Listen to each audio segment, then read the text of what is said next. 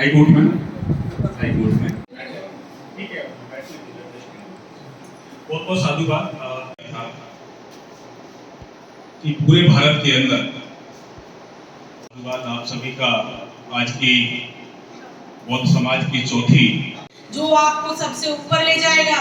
दुनिया में जितने देश इसमें बुद्ध के मार्ग पे चल रहे हैं सब तरक्की कर रहे हैं, सब तरक्की कर रहे हैं। अगर आप में तरक्की चाहते हो तो आओ बाबा साहब के दिखाए हुए मार्ग पे हम चलना शुरू करें। बाबा साहब को ठीक से पहचान लें, उनके उद्देश्य को जान लें, तभी आप सभी लोग अपने अपने एरिया में, अपने क्षेत्रों में प्रगति करोगे, व्यापार से जुड़ोगे, अपनी सारी समस्याओं का आपका समाधान एक ही जगह निकल आएगा कि आप अपनी जातियां खत्म कर दो। बाबा साहब का मेन मकसद यही था, उनका सबसे बड़ा मिशन यही था, जातियों को खत्म करो, जातियां खत्म करो। ये जातियां हमारे ऊपर लादी गई हैं, इनको उतार के फेंक दो, तभी आप लोग कामयाब हो पाओगे, तभी आप लोग इकट्ठे हो पाओगे। बुद्ध के समय में कोई जाति नहीं थी और आज हम तुमको तिनके में टुकड़े टुकड़ों में टुकड़े पड़े हैं।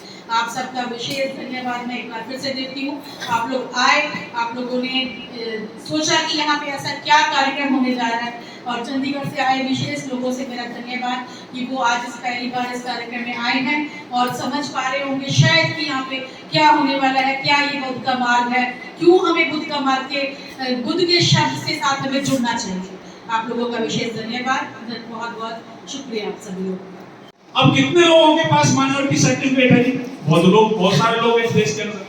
अब हम अपने हरियाणा की बात करें तो भाई कितने लोगों के पास माइनॉरिटी बौद्धिस्ट है, कितने लोग बौद्ध हैं, वो काउंटिंग नहीं कर पाएंगे, काउंटिंग के ना के बराबर। किसी के पास माइनॉरिटी सर्टिफिकेट नहीं, बुद्धिस्ट प्रमाण पत्र नहीं। अब हमारे जितने बहुत सारे विद्वान लोग हैं, हमारी भी जब चर्चाएं होती हैं तो धम्म दीक्षा लेने को ही बौद्ध धर्म मान लेते हैं कि हमने भी 50 साल पहले, 20 साल पहले हमारे भक्ते थे, हम नागपुर गए, हमने वहां से धम्म दीक्षा ले ली, हम तो बौद्ध बन गए, हमारे पास सर्टिफिकेट है। उस सर्टिफिकेट की कोई वैल्यू नहीं। धम्म दीक्षा प्रमाण पत्र की उस समय पर कोई वैल्यू नहीं होती, क्योंकि भारत का कॉन्स्टिट्यूशन आपको जो गवर्नमेंट जो रजिस्टर्ड सर्टिफिकेट जो होता है वही मान्य करता है, किसी का लिखा हुआ सर्टिफिकेट को मान्य नहीं करता। कोई संस्था कितना भी अच्छा सर्टिफिकेट बना के दे दे, जब तक गवर्नमेंट अपना सर्टिफिकेट जारी नहीं करेगी या आप उस गवर्नमेंट से सर्टिफिकेट नहीं लेंगे, तब तक आप उस कास्ट के कैटेगरी के उसके सदस्य नहीं मानेंगे। तो जो धम्म की जो प्रक्रिया थी, जो धम्म दीक्षा आपने ली, वहां पर वो खत्म हो जाती है। इसलिए आपकी अपनी आइडेंटिटी, अपनी पहचान के लिए आपने माइनॉरिटी सर्टिफिकेट बनवाना बहुत महत्वपूर्ण है। वो कैसे बनेगा? अब इसके लिए एक और नया कानून बन गया इस देश के अंदर। जब जब आवाज उठी बुद्धिज्म के प्रति, तो मनुवादियों ने उसको रोकने की एक अपनी एक पहल छोड़ी। उन्होंने कहा कि आज जो लोग हैं वो धर्मांतरण की तरफ आगे बढ़ रहे हैं, और धर्मांतरण दो धर्म जो हैं वो पूरे भारत के अंदर फैले हुए सबसे ज्यादा धर्मांतरण करा रहे हैं।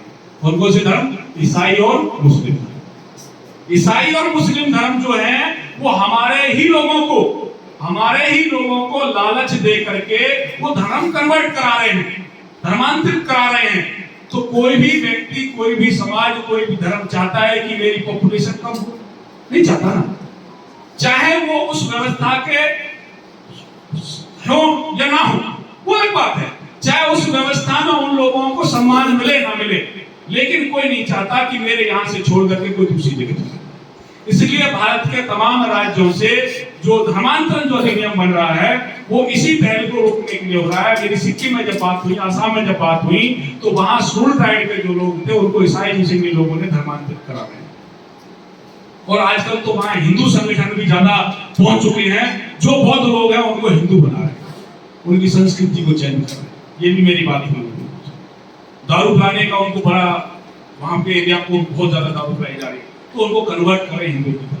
तीन धर्म इस देश के अंदर इस तरह से धर्मांतरित कराने में लगे हुए हैं जैसे कि इनके अलावा कोई धर्म इस दुनिया के अंदर नहीं। लेकिन हम जो बौद्ध लोग हैं, हम तो किसी से नहीं बोल रहे ना धर्मांतर करने के, हम तो नहीं बोल रहे। हम जितने भी लोग जो बौद्ध बने इस देश के अंदर, वो अपनी सोच से बने, अपने बुद्धि के विकास से बने। जब हमारे महल ने मान लिया कि यही धर्म एक ऐसा है जो मेरे और मेरे परिवार, मेरे समाज, मेरे देश और मेरे विश्व के लिए सबसे उत्तम धर्म है, इसलिए इसने उस धर्म को माना है, तो क्यों भाई दूसरी जगह जाना मेरे को? लेकिन फिर भी जब आप धर्मांतरित होंगे, क्योंकि आज तक जो आपकी कानूनन जो आइडेंटिटी है वो हिंदू है, शुरू as a backward as a Hindu category में आते हैं, सिख कैटेगरी में आते हैं, मुस्लिम कैटेगरी में बैकवर्ड लोग आते हैं। तो जब आप कानूनन हिंदू हैं तो बौद्ध कैसे होंगे? और बौद्ध में कास्टिज्म नहीं। लेकिन आपने धर्मांतरण जब किया हिंदू से, तो आपने धर्मांतरण करते समय भारत की सरकार को, स्टेट गवर्नमेंट को और अपने लोगों को इन्फॉर्म जरूर करना पड़ेगा। तो कैसे करेंगे?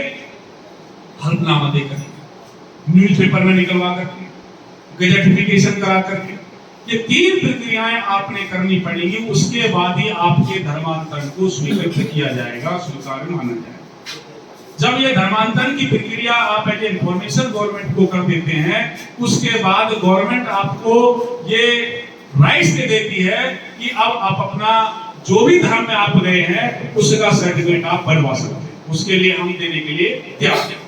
जब आपने वहां पढ़े तो आपने धर्म दीक्षा ली।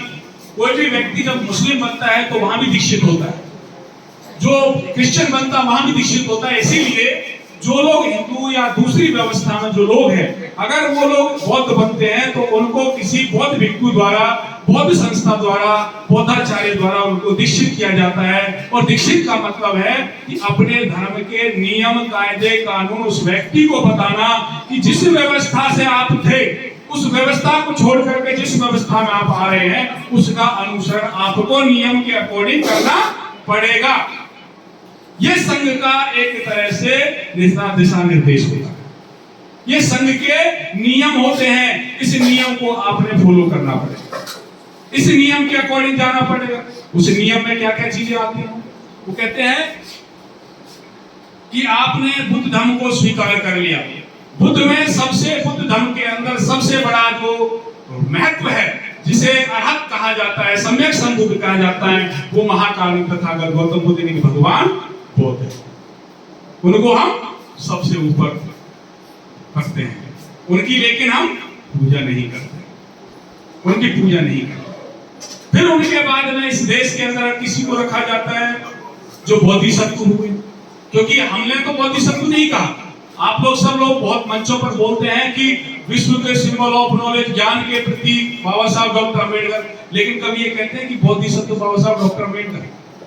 बोधिसत्व की उपाधि वो उपाधि है जो विश्व के अंदर बुद्ध के बाद किसको मिली? बाबा साहब को।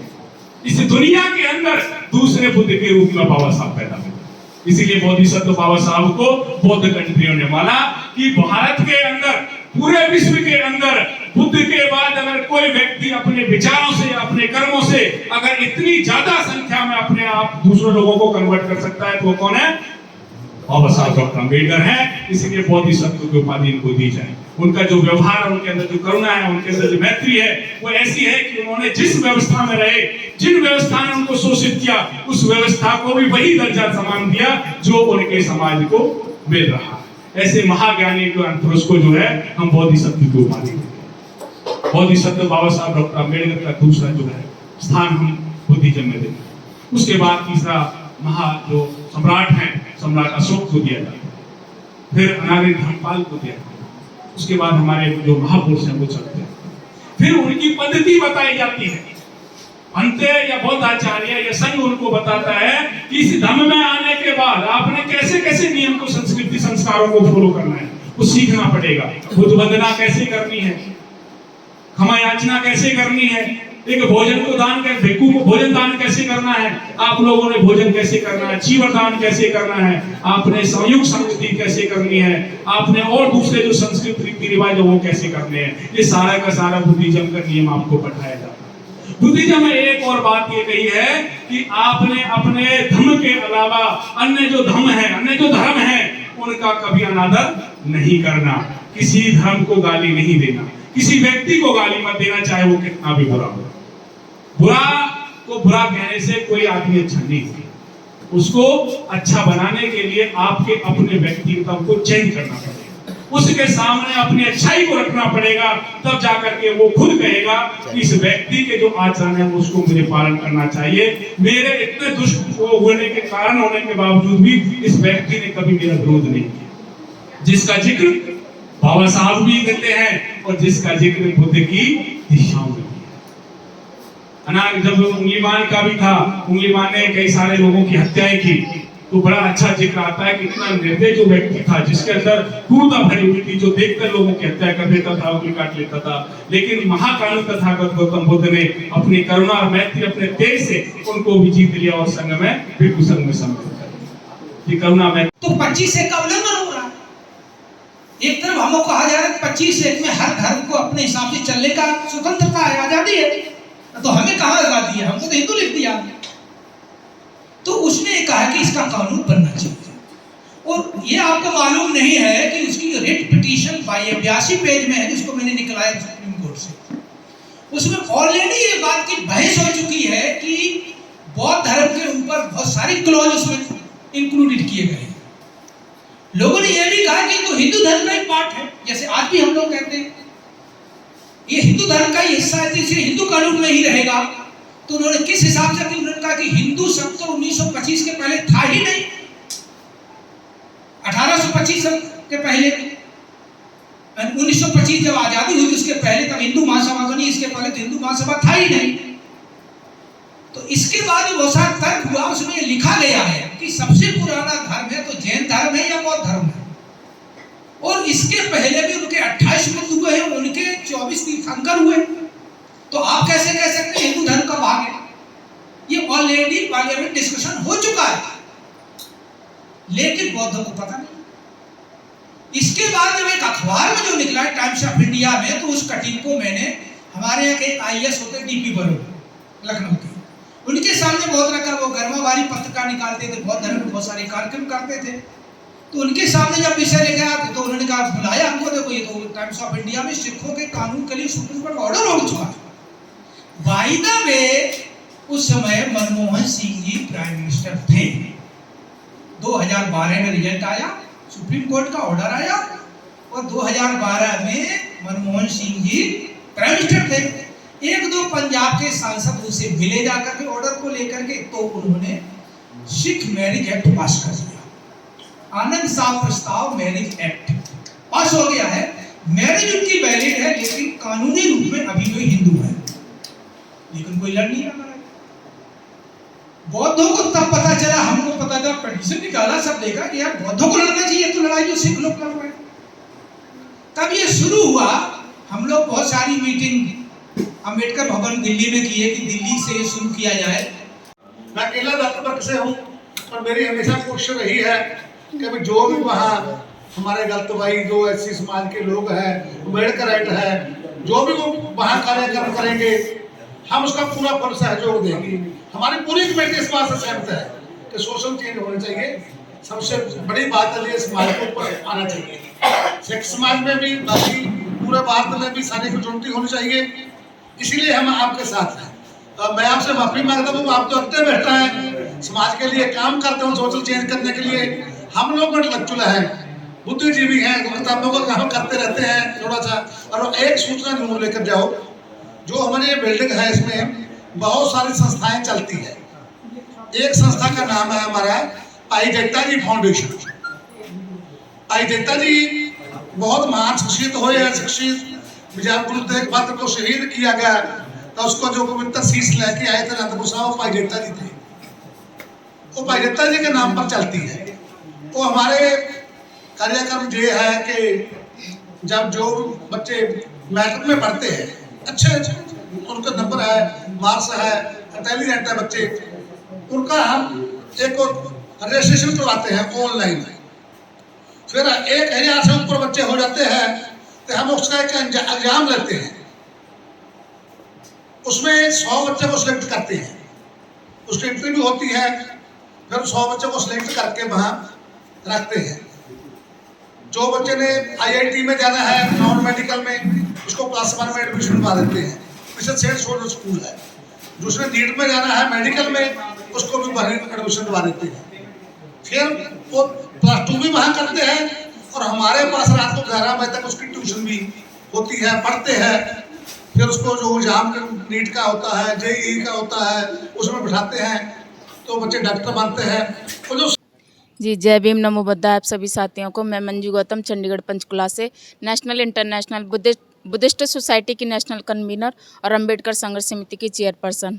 और आज सेक्टर 28 चंडीगढ़ में प्रोग्राम था हमारे जो बहुत बड़ा बौद्धों का प्रोग्राम था, जिसमें कि विचार रखे गए कि जातिवाद बौद्ध धर्म के अनुसार ख़त्म होनी चाहिए या नहीं।